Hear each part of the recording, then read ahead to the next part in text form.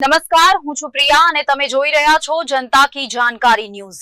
નજર કરીએ આજના સમાચાર ઉપર। સુરેન્દ્રનગર મુસ્લિમ રાષ્ટ્રીય મંચ દ્વારા દિલ્હી ખાતે ટાલ કટોરિયા સ્ટેડિયમમાં મુસ્લિમ મહાસંમેલનનું આયોજન કરવામાં આવ્યું છે।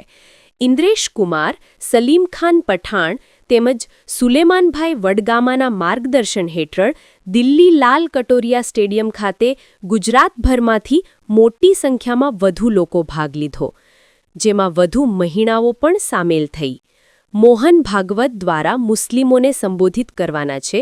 મુસ્લિમને રાષ્ટ્રીય પ્રવાહ સાથે અને રાષ્ટ્રીય વિચાર સાથે જોડવા માટે સંબોધન કરવાના છે અને શિક્ષણ, રોજગાર મહત્વના મુદ્દા પર વાત કરવાના છે।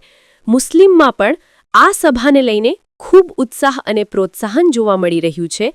મુસ્લિમ રાષ્ટ્રીય મંચ દ્વારા આશા વ્યક્ત કરવામાં આવે છે કે ગુજરાતમાં વધુમાં વધુ મુસલમાનો આમાં જોડાશે અને ગુજરાત પણ મુસ્લિમ રાષ્ટ્રીય મંચ માટે બહુ સારું એવું યોગદાન આપશે। સુરેન્દ્રનગર રિપોર્ટર મહેશભાઈ ઉતેરિયા। બોલો। अस्सलामुअलैकुम, મારું નામ યાસ્મીન વોરા છે। મુસ્લિમ રાષ્ટ્રમંચની અંદર હું ગુજરાત મહિલા સંયોજક છું।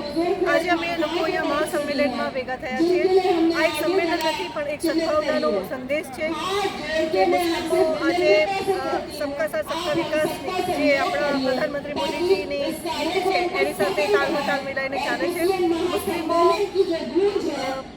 મોદીજીના આવ્યા પછી બધી જ રીતે સાક્ષરતાની અંદર હોય કે આત્મનિર્ભરતાની અંદર હોય આગળ છે અને આગળ વધશે એવા સંકલ્પ સાથે કદમથી કદમ મિલાઈને અમે લોકો ચાલવા માંગીએ છીએ અને આજે મહાસંમેલન એ સંદેશ છે કે મુસ્લિમો પણ આ દેશનો બહુ મોટો હિસ્સો છે।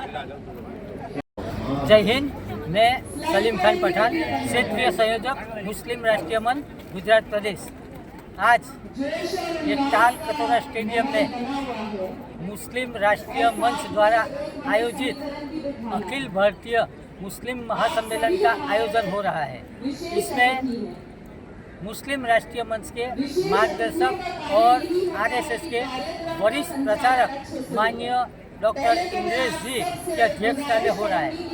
ये सम्मेलन से मुस्लिम समाज को, मुझे यकीन है, मुस्लिम समाज की तरक्की होगी और मुस्लिम समाज के लिए कोई अच्छी खुशखबरी होगी। मुस्लिम राष्ट्रीय मंच मुस्लिमों के लिए उसकी तालीम, तहजीब और तरक्की के लिए ही काम कर रहा है।